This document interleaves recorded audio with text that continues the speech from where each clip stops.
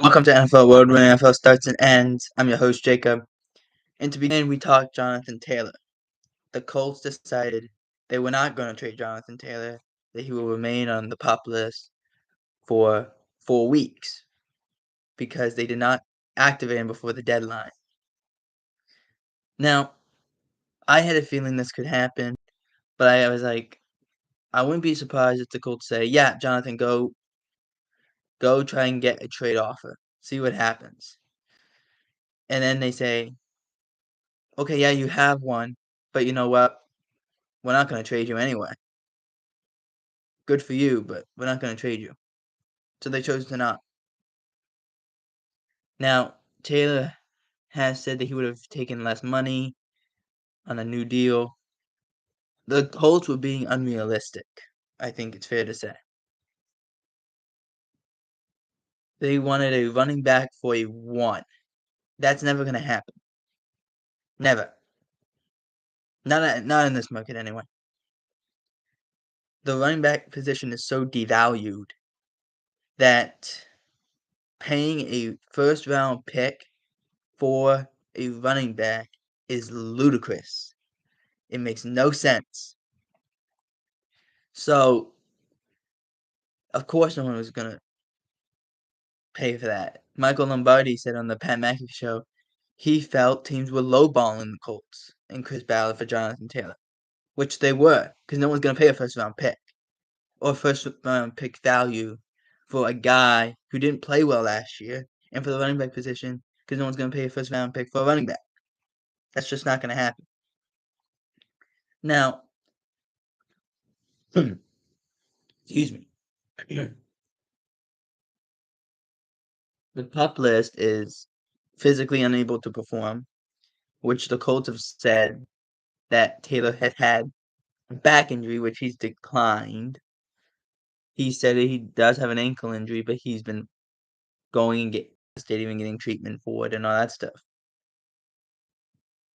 But now he misses 4 games. Earliest he can come back is week 5. This is going to lead to a messy divorce. A very messy divorce, because in the eyes of Jonathan Taylor, he's not being taken seriously. You put his deadline for his trade on the deadline of when everyone's finalizing their first roster, the first 53. Like, that's not going to happen. You have to be pretty desperate for a running back to give him a first and then give him a whole new contract on top of that. Never going to happen. Next up, Bills. Von Miller will also be on the PUP list to start the year. This is when he tore his ACL. I think as much as you would have wanted him out there for the first game between the Jets and the Bills, you much rather have a healthy Von Miller than a Von Miller on one leg.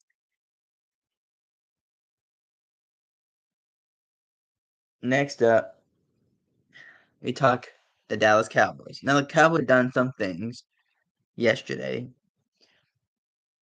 as they had made some of their cuts. They traded, though, Kelvin Joseph to the Miami Dolphins.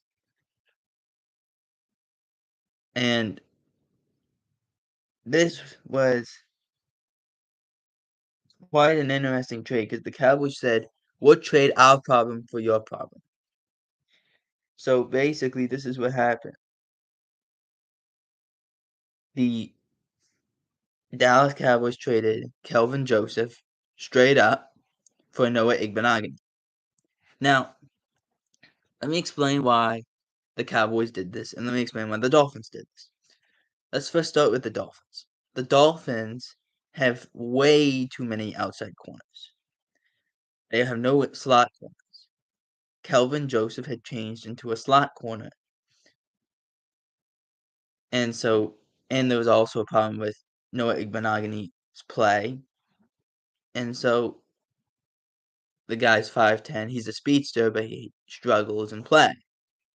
For the Cowboys, it was the opposite. They had too many slot corners, not enough outside corners. So that worked on that level. and that the Cowboys were so underwhelmed in the front office about Joseph's performance last year that it wasn't a surprise that he could be traded. It was just where and when.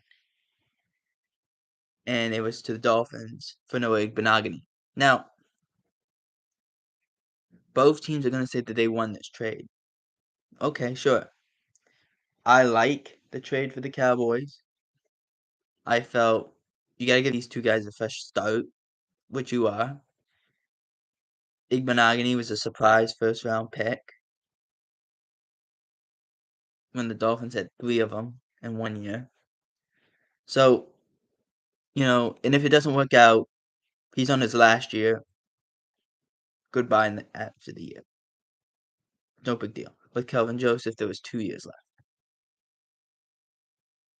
So, not a bad trade for the Cowboys, not a bad trade for the Dolphins. Go and comment who you felt won the trade, but I think it was pretty even split, 50-50 split. Next up, we talk Steelers. Desmond King, to be precise, last night, or yesterday, I should say, Desmond King was cut from the Texans. Excuse me. He was cut from the Texans and said it was a free agent, which didn't take long because King went to the Steelers. And I think it's fair for me to say is I think the Steelers have quietly become one of the better teams. What they've done this offseason, what they've done on the defensive side of the ball, they've really taken it to another level. You brought in Patrick Peterson, you brought in Desmond King. This is going to help your team out in the long run. And your defense is going to get that much better.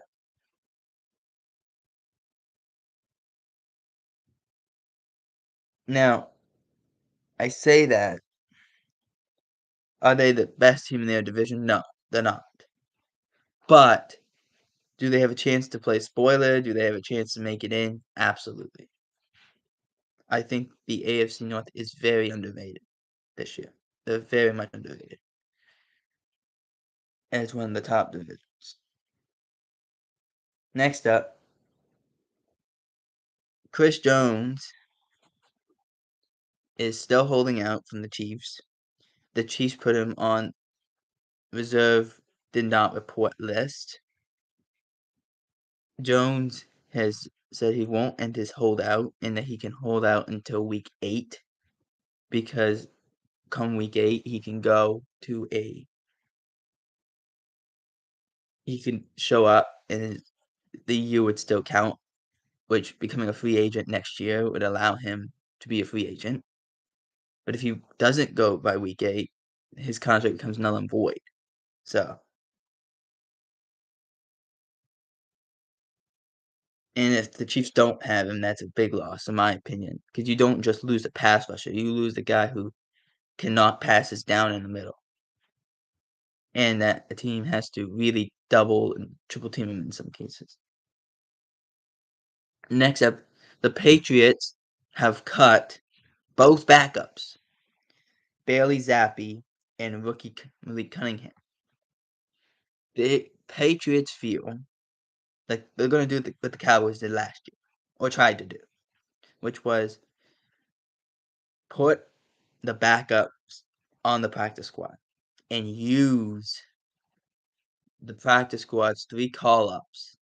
And then once those call-ups are done, go and sign one. Because at that point, you'll have injuries. So you can do it. But use the practice squad call-ups as much as you can, put you to week 6, or surpass week 6, and then do what you can do. It's a smart plan. It's also a plan of if you're confident that they're not going to go away and go to another practice squad or another team, like it will work. Like a lot of teams are cutting their special teamers, knowing that they're not going to be picked up, knowing that they'll be brought back either on a practice squad role or an active roster role once they move players over and stash them on the IR. It's a smart move by the Patriots. And finally, let me see if I can find it. Okay. Finally, we talk Hard Knocks. Now, this Hard Knocks episode was not as good as the last one,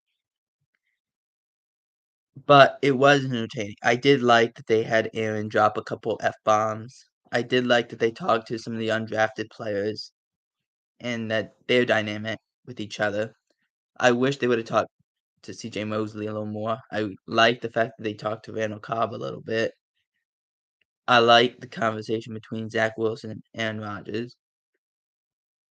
I wish the defense would get a little more love on that side. I like the defensive line part.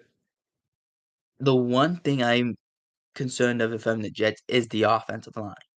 I don't know what's gonna happen because either their defensive line is better than the Doomsday defense, or their offensive line is worse than a wet handkerchief, because I can't tell. I really can't tell. I really can't tell what I really can't tell what's worse. They they are so bad on offense that they're not good on offense. And if you really think you're gonna give Breece Hall and Dalvin Cook and Aaron Rodgers enough time, you gotta be able to get so there's like you have a tough schedule to begin the year. You have a tough schedule. You play Buffalo the first week. You play Dallas the next week. Those are 2 great defenses.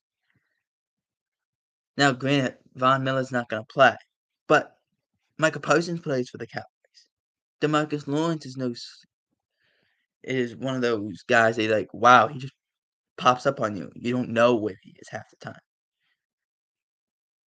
And they can get pressure, and that's a whole different thing. So I don't care how good your wide receivers are. If you can't throw the ball because you have no time and Aaron's on the run the whole time, that's not gonna help you.